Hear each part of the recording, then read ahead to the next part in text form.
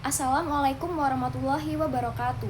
Perkenalkan, nama saya Welly Artika Senja dengan NPM 25160510072, kelas Rek B, dengan dosen pengampu Bapak Muhammad Iqbal Harori SAB MSI. Di sini saya akan menjawab pertanyaan UAS Ekonomi dan Bisnis. Jawaban nomor 1, ilmu ekonomi penting karena dalam kehidupan sehari-hari kita selalu berhadapan dengan kegiatan ekonomi, seperti mengonsumsi makanan atau menggunakan barang dan jasa. Ilmu ini membantu manusia mengelola sumber daya yang terbatas untuk memenuhi kebutuhan yang tidak terbatas. Dengan memahami ekonomi, kita dapat memprediksi tindakan manusia di masa depan dan menggunakan informasi tersebut untuk mengambil keputusan yang lebih tepat. Misalnya, dalam merencanakan usaha, menentukan harga, atau membuat kebijakan yang berkaitan dengan kesejahteraan masyarakat.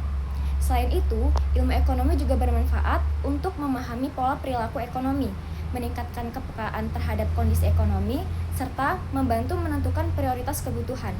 Karena itulah, mempelajari ilmu ekonomi sangat penting untuk menjalani kehidupan secara lebih terarah dan efisien.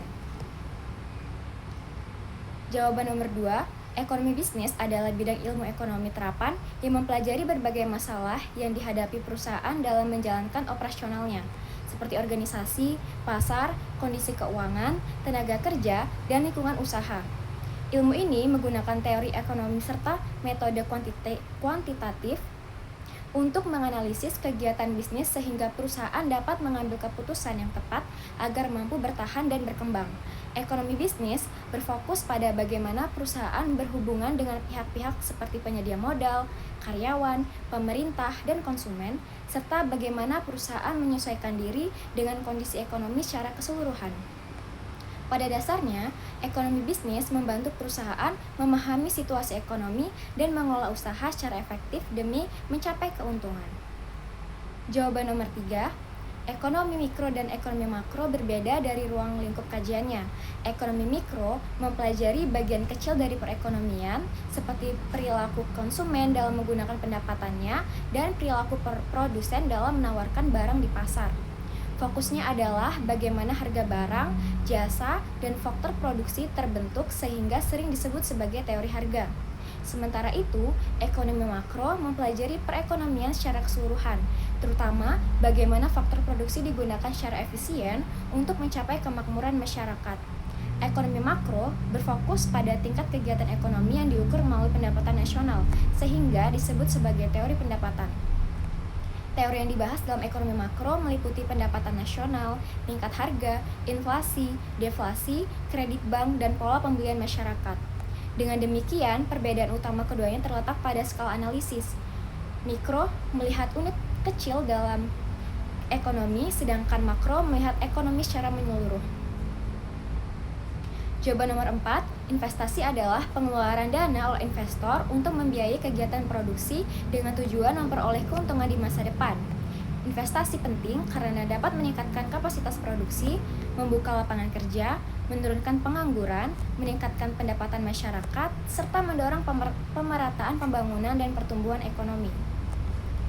Jawaban nomor 5, ekonomi hijau atau green economy adalah kegiatan ekonomi yang selain dapat meningkatkan kesejahteraan rakyat, sebagai tujuan akhir ekonomi juga diharapkan memberikan dampak tercapainya keadilan, baik keadilan bagi masyarakat maupun lingkungan serta sumber daya alam itu sendiri. Konsep ini menekankan penggunaan sumber daya alam secara bertanggung jawab, rendah karbon, ramah lingkungan, dan inklusif secara sosial. Tujuannya adalah menciptakan pembangunan berkelanjutan dengan mengurangi polusi, mencegah kerusakan lingkungan, dan meningkatkan kesejahteraan masyarakat. Contoh kasus terbaru penerapan ekonomi hijau di Indonesia adalah program Perca di Yogyakarta pada tahun 2025. Pemerintah Yogyakarta memanfaatkan limbah kain perca menjadi produk kerajinan yang memiliki nilai ekonomi. Inisiatif ini tidak hanya mengurangi limbah tekstil, tapi juga meningkatkan pendapatan masyarakat lokal, menciptakan lapangan kerja, dan mendorong praktik bisnis yang ramah lingkungan. Program ini menunjukkan bagaimana ekonomi hijau bisa mengatasi masalah lingkungan sekaligus memberikan manfaat ekonomi dan sosial yang nyata bagi masyarakat. Jawaban nomor 6, ekonomi biru adalah konsep pemanfaatan sumber daya laut dan wilayah pesisir secara berkelanjutan untuk mendukung pertumbuhan ekonomi.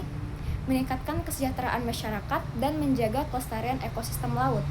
Konsep ini tidak hanya terbatas pada perikanan dan budidaya air, tetapi juga mencakup sektor pariwisata, transportasi air, energi terbarukan, pengelolaan limbah, dan mitigasi perubahan iklim. Ekonomi biru menekankan pengembangan lokal sehingga manfaat ekonomi langsung dirasakan oleh masyarakat sekitar. Namun, tetap memungkinkan ekspor dan pengembangan teknologi. Contoh kasus terkininya adalah pemerintah Indonesia pada 2025 merilis peta karang dan padang lamun nasional sebagai bagian dari strategi memperkuat ekonomi biru. Program ini bertujuan untuk memanfaatkan ekosistem laut secara berkelanjutan, mendukung pertumbuhan ekonomi, melindungi biodiversitas laut, serta memberikan peluang pendapatan dan lapangan kerja bagi masyarakat pesisir. Dengan pengelolaan yang baik, sektor-sektor ekonomi biru ini diharapkan bisa mendorong kesejahteraan masyarakat sekaligus menjaga kelestarian lingkungan laut. Jawaban nomor 7, permasalahan ekonomi Indonesia yang membuatnya lambat bersaing dengan negara maju terletak pada beberapa hal utama. Yang pertama, pertumbuhan ekonomi Indonesia masih kurang berkualitas karena kemiskinan, pengangguran, dan ketimpangan sosial yang tinggi. Sementara PDB terkonsentrasi di beberapa wilayah tertentu. Yang kedua, sektor industri lemah dan ketergantungan pada impor tinggi sehingga produksi dalam negeri belum mampu memenuhi kebutuhan domestik. Sementara investasi asing lebih banyak mengalir ke sektor jasa dibandingkan manufaktur. Ketiga, daya beli masyarakat yang stagnan dan konsumsi terbatas, serta kesiapan sumber daya manusia dan teknologi untuk menghadapi tantangan ekonomi modern masih rendah. Ditambah lagi, kebijakan fiskal dan subsidi yang tidak konsisten, rendahnya rasio pajak, meningkatnya utang, dan ketimpangan sosial semakin memperlambat pertumbuhan. Semua faktor ini membuat Indonesia sulit mengejar negara maju yang ekonominya berbasis teknologi, inovasi, dan infrastruktur efisien. Selain itu, Indonesia masih terjebak pada middle income trap, yaitu kondisi ketika pertumbuhan ekonomi stagnan di level menengah, sehingga kesejahteraan masyarakat tidak meningkat secara signifikan. Pertumbuhan ekonomi yang relatif rendah, misalnya sekitar 5% per tahun, hanya sebagai ilustrasi bahwa pertumbuhan saat ini belum cukup untuk mencapai kemakmuran tinggi. Sayangnya, domestic demand sering terganggu oleh kebijakan sendiri, sehingga ekonomi tidak bisa tumbuh cepat dan maksimal. Negara-negara maju seperti Jepang pada tahun 1960-an dan Cina selama beberapa dekade berhasil karena pertumbuhan ekonominya double digit secara konsisten selama waktu yang panjang. Untuk mempercepat pertumbuhan ekonomi Indonesia, pemerintah dan swasta harus bekerja sama karena satu pihak saja tidak cukup. Dengan pengelolaan konsumsi, masyarakat, dan investasi secara optimal, Indonesia dapat menciptakan pertumbuhan tinggi dan berkelanjutan sehingga perlahan mulai mengejar negara yang maju. Jawaban nomor 8, permasalahan ekonomi di Provinsi Lampung yang membuatnya lambat bersaing dengan negara maju berkaitan dengan struktur ekonomi yang belum maksimal dan kualitas sumber daya manusia yang masih rendah. Banyak masyarakat sulit mendapatkan pekerjaan yang layak, sektor pertanian dan industri pengolahan belum mampu menyerap tenaga kerja dengan baik, upah masih rendah, dan pembangunan antara kota dan desa belum merata. Hal ini membuat ekonomi Lampung tumbuh lambat dan kesejahteraan masyarakat sulit meningkat. Solusi yang dapat dilakukan, yang pertama, meningkatkan kualitas SDM lewat pendidikan dan pelatihan sesuai kebutuhan industri dan potensi daerah. Yang kedua, mengembangkan sektor unggulan seperti pertanian, agroindustri, dan pariwisata agar lebih produktif dan bisa menyerap banyak tenaga kerja. Yang ketiga, menciptakan lebih banyak lapangan kerja formal melalui investasi dan iklim usaha yang baik. Yang keempat, membangun infrastruktur secara merata agar semua wilayah bisa berkembang dan mengurangi kesenjangan. Yang kelima, mengembangkan UMKM dan ekonomi kreatif, misalnya kerajinan, kuliner, dan usaha digital. Dan yang keenam, memanfaatkan teknologi dan digitalisasi di pertanian, perdagangan, dan pelayanan publik agar lebih efisien dan pasar lebih luas. Dengan solusi tersebut, Lampung bisa meningkatkan produktivitas, menciptakan lapangan kerja yang lebih banyak, meningkatkan pendapatan masyarakat, dan secara bertahap bisa bersaing lebih baik di tingkat nasional maupun internasional. Jawaban nomor 9, Kabupaten Tulangbong Barat, meskipun angka kemiskinannya relatif rendah, masih lambat bersaing dengan daerah lain karena beberapa masalah yang nyata di lapangan. Salah satunya adalah ketimpangan antar wilayah, di mana kecamatan pusat seperti Tulangbong Tengah lebih maju dibanding wilayah perdesaan seperti Tulangbong Udik, Waikenanga, dan Pagar Dewa. Selain itu, banyak warga bekerja di sektor pertanian atau usaha kecil dengan penghasilan tidak stabil, sehingga meski angka kemiskinan menurun, kehidupan masyarakat masih rentan. Akses ke pendidikan, layanan kesehatan, fasilitas ekonomi juga terbatas, membuat masyarakat sulit mengembangkan diri dan bersaing di pekerjaan yang lebih baik. Struktur ekonomi yang masih bergantung pada sektor pertanian dan perdagangan lokal, kurangnya variasi usaha, serta ketergantungan pada bantuan sosial yang membuat daerah kurang siap menghadapi perubahan ekonomi, ditambah lagi data rumah tangga belum terintegrasi secara baik dan beberapa wilayah terpencil sulit dijangkau, sehingga kebijakan yang dibuat belum selalu tepat sasaran. Solusi singkat yaitu memperluas pembangunan dan pelayanan publik di desa-desa, meningkatkan keterampilan dan pendidikan para warga, memperluas akses pendidikan dan kesehatan, mendorong usaha lokal dan sektor baru, memadukan bantuan sosial dengan pemberdayaan ekonomi, dan memanfaatkan data rumah tangga untuk membuat kebijakan tepat sasaran, serta memperbaiki jalan dan akses daerah terpencil. Lalu pada bagian kedua, pada pertemuan pertama, dibahas pengenalan mata kuliah ekonomi bisnis, termasuk terbitnya buku ekonomi bisnis sebagai referensi pembelajaran.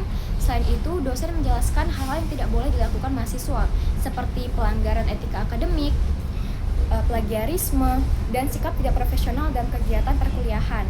Yang kedua, pada pertemuan itu, kegiatan pembelajaran diisi dengan pemaparan dan diskusi berita ekonomi yang sedang terjadi saat itu. Mahasiswa memahami isu ekonomi serta mengaitkannya dengan kondisi bisnis dan perekonomian.